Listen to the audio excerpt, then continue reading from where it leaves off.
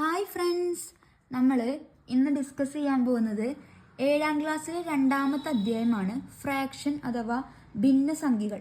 കഴിഞ്ഞ വീഡിയോയിൽ നമ്മൾ മുന്നത്തെ ഭാഗങ്ങൾ എന്ത് ചെയ്തിട്ടുണ്ട്, അപ്ലോഡ് ചെയ്തിട്ടുണ്ട്. ഇനി ആ ഭാഗം എന്ത് ചെയ്യാം, കമൻറ്റ് ബോക്സിൽ കമൻറ്റ് ചെയ്ത് വെക്കാം. എല്ലാവരും ഇത് കാണുന്നതിനെക്കാട്ടി മുൻ ഭാഗങ്ങൾ ക്ലാസ്സുകൾ കാണുക. ഇനി നമുക്ക് പേജ് നമ്പർ 29 ചോദ്യങ്ങളിലേക്ക് കടക്കാം. ഒന്നാമത്തെ ചോദ്യം, ഒരു ക്ലാസ്സിൽ 35 കുട്ടികളുണ്ട്. ഇതിൽ 3/5 ഭാഗം പെൺകുട്ടികളാണ്. ക്ലാസ്സിൽ എത്ര പെൺകുട്ടികളുണ്ട്? There are 35 children in a class. 3/5 of them are girls. How many girls are there in the class? ഒരു ക്ലാസ്സിൽ എത്ര കുട്ടികളുണ്ട്? 35 കുട്ടികൾ. നമുക്ക് വഴി എഴുതാം. നമ്പർ ഓഫ് ചിൽഡ്രൻസ്, കുട്ടികളുടെ എണ്ണം. കുട്ടികളുടെ എണ്ണം എത്രയാണ്? 35. അതിൽ എത്ര ഭാഗമാണ് പെൺകുട്ടികൾ എന്ന് പറഞ്ഞാൽ 3/5 ഭാഗം. അപ്പൊ പെൺകുട്ടികൾ ഗേൾസ് അല്ലെങ്കിൽ നമ്പർ ഓഫ് ഗേൾസ്, മൊത്തം 35 കുട്ടികളില് അതില് 3/5 ഭാഗമാണ് ആയിട്ടുള്ളത് പെൺകുട്ടികൾ ഉള്ളത്. അങ്ങനെയാണെങ്കിൽ പെൺകുട്ടികളുടെ എണ്ണം എത്ര? ഇനി എന്ത് ചെയ്യാം, നമുക്കിതിനെ വെട്ടി ചെറുതാക്കാം. 35ഉം 5ഉം ഏതിന്റെ ഗുണന പട്ടികയിൽ പോവും? 5ന്റെ ഗുണന പട്ടികയിൽ പോവും. അപ്പൊ നമുക്കിതിനെ എങ്ങനെ വെട്ടി എഴുതുക? അതായത് 1 × 5 ആണ് 5, 7 × 5 5 35. 5ൽ കൂടെ എത്ര ഗുണിച്ചപ്പോഴാണ് 5 കിട്ടിയത്? 1 ഗുണിച്ചപ്പോ. അപ്പൊ നമുക്കിതിനെ വെട്ടിയിട്ട് 1 ആക്കി. ഇനി 35, 5ൽ കൂടെ എത്ര ഗുണിച്ചപ്പോഴാണ് 35 കിട്ടിയത്? 7. അപ്പൊ ഇത് വെട്ടിയിട്ട് 7 ആക്കി. രണ്ടും തമ്മിൽ ഗുണിക്കുക. 7 × 3 21. അപ്പൊ 21 ഗേൾസ് ആണ് ഉണ്ടായിരിക്കുക ആ ക്ലാസ്സിൽ. 21 ഗേൾസ്, 21 പെൺകുട്ടികളാണ് ഈ ക്ലാസ്സിൽ ഉണ്ടായിരിക്കുക. ഇനി രണ്ടാമത്തെ ചോദ്യത്തിലേക്ക് കടക്കാം. രണ്ടാമത്തെ ചോദ്യം, 10 കിലോഗ്രാം അരി 8 സഞ്ചികളിൽ ഒരുപോലെ നിറച്ചു. അതിൽ 3 സഞ്ചിയിലെ അരി ഒന്നിച്ചെടുത്താൽ എത്ര കിലോഗ്രാം ആയി? 10 kilogram of rice is filled equally in 8 bags.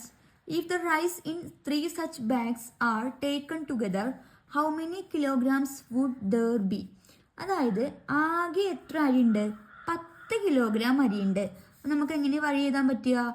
Total quantity of rice.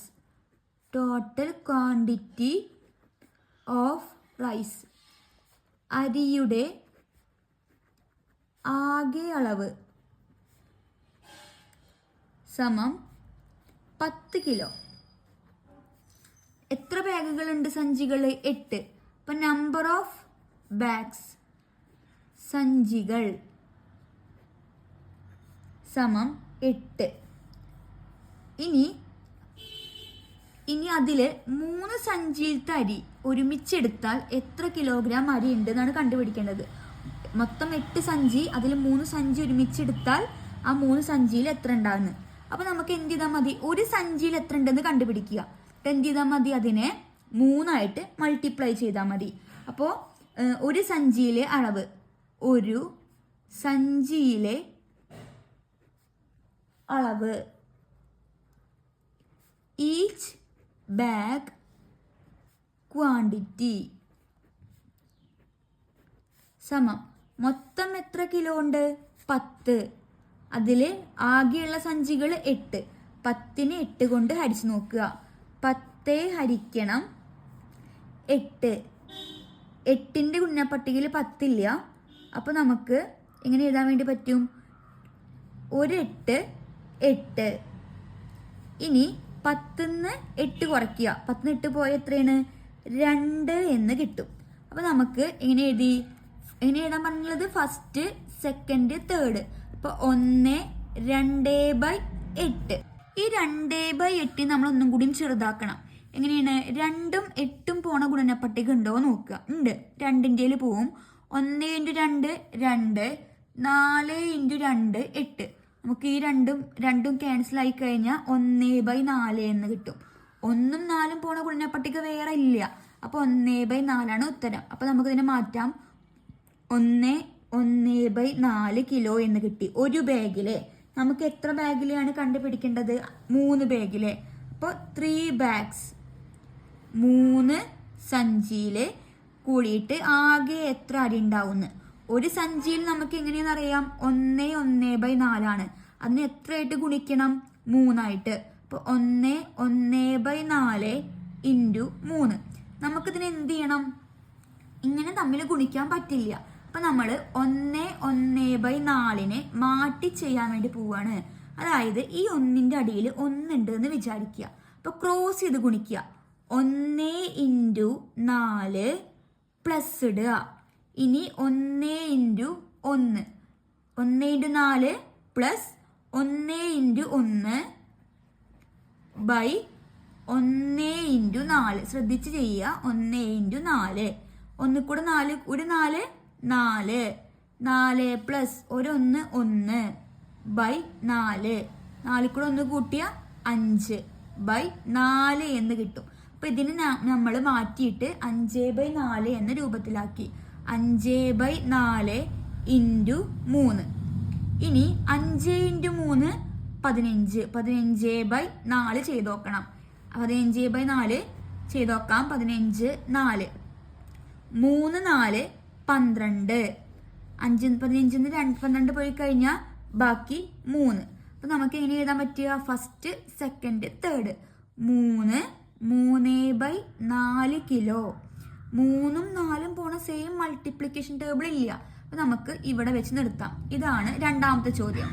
മൂന്നാമത്തെ ചോദ്യം, ചിത്രത്തിലെ ചതുരത്തിന്റെ പരപ്പളവ് 27 ചതുരശ്ര സെന്റിമീറ്റർ ആണ്. അതിനെ ഒരുപോലെയുള്ള 9 ഭാഗങ്ങളാക്കിയിരിക്കുന്നു. നിറം ഘടിപ്പിച്ചിരിക്കുന്ന ഭാഗത്തിന്റെ പരപ്പളവ് എത്ര ചതുരശ്ര സെന്റിമീറ്റർ ആണ്?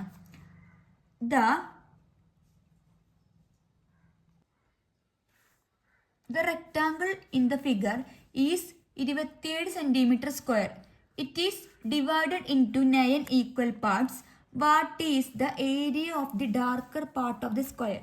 ഈ ചതുരത്തിന്റെ ആകെ ഏരിയ അല്ലെങ്കിൽ പരപ്പളവ് 27 ആണ്.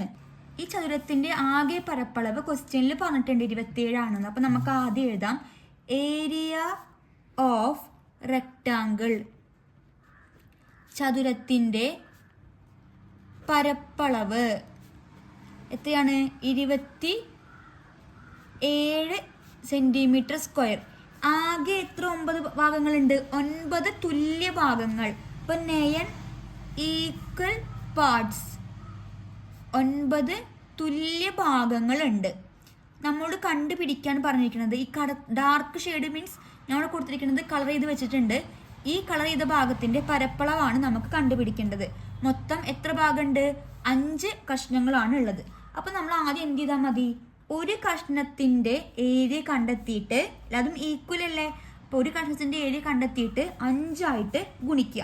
അപ്പൊ ഏരിയ ഓഫ് ഈച്ച് റെക്ടാങ്കിൾ, ഓരോ ചതുരത്തിൻ്റെയും പരപ്പളവ് സമം ആകെ എത്രയാണ്? 27/9. ഈ 9ന്റെ ഗുണന പട്ടികയിൽ എപ്പോഴാണ് 27 കിട്ടുക? 3 × 9 ആണ് 27. നമുക്ക് ഉത്തരം കിട്ടി 3 സെന്റിമീറ്റർ സ്ക്വയർ അല്ലെങ്കിൽ സ്ക്വയർ സെന്റിമീറ്റർ എന്ന് കിട്ടി ഒരെണ്ണത്തിന്റെ. നമുക്ക് മൊത്തം എത്ര എണ്ണം ഉണ്ട്? 5 എണ്ണത്തിന്റെ. അപ്പൊ ഏരിയ ഓഫ് ഡാർക്കർ പാർട്ട്, നിറം കടുപ്പിച്ച ഇതിൻ്റെ പരപ്പളവ് നമുക്കറിയാം. ഒരു ഭാഗത്തിന്റെ, ഒരു ചതുരത്തിന് എത്രയെന്ന് അറിയാം? 3. അങ്ങനെ എത്ര കഷ്ണങ്ങളുണ്ട്? 5 എണ്ണം. 3 × 5 15 സ്ക്വയർ സെന്റിമീറ്റർ സ്ക്വയർ എന്ന് കിട്ടും. ഇതാണ് ഈ ഭാഗത്ത് വരുന്ന 3 ചോദ്യങ്ങൾ. എല്ലാവരും എന്ത് ചെയ്യുക? നോട്ടുകൾ തയ്യാറാക്കി പഠിക്കുക. ഇതിൻ്റെ ബാക്കി മുന്നത്തെ ഭാഗങ്ങൾ ഞാൻ കമൻറ്റ് ബോക്സിൽ കമൻറ്റ് ചെയ്ത് വെക്കാം. എന്തെങ്കിലും സംശയം ഉണ്ടെങ്കിലും എന്ത് ചെയ്യാം? കമൻറ്റ് ബോക്സിൽ കമൻറ്റ് ചെയ്യാം. ഇനി അടുത്ത ക്ലാസ്സിൽ കാണാം. അതുവരേക്കും ബായ്.